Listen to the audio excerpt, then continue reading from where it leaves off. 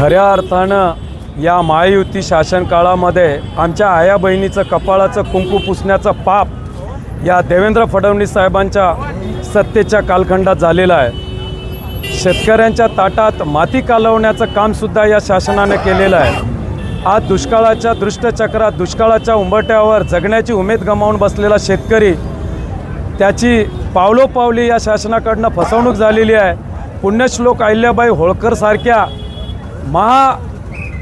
महापुरुषांच्या नावावर या कर्जमुक्त शेतकरी योजनेमध्ये सुद्धा त्यांनी जाचक अटी टाकून त्यांनी शेतकऱ्याची फसवणूक केलेली आहे। जिल्ह्यामध्ये प्रचंड अतिवृष्टी व ओल्या दुष्काळामध्ये मोठं नुकसान झालेलं असताना या जिल्ह्यामध्ये पीक विम्यामध्ये सुद्धा यांनी शेतकऱ्यांची फसवणूक करून हा जिल्हाच पीक विम्यापासून वंचित ठेवण्याचा पाप देखील या महायुती शासन काळात केलेला आहे। आमची प्रमुख मागणी अशी आहे की कुठल्याही निकषावर बोट न ठेवता त्यांनी सरसकट शेतकऱ्यांना कर्जमुक्त करावं।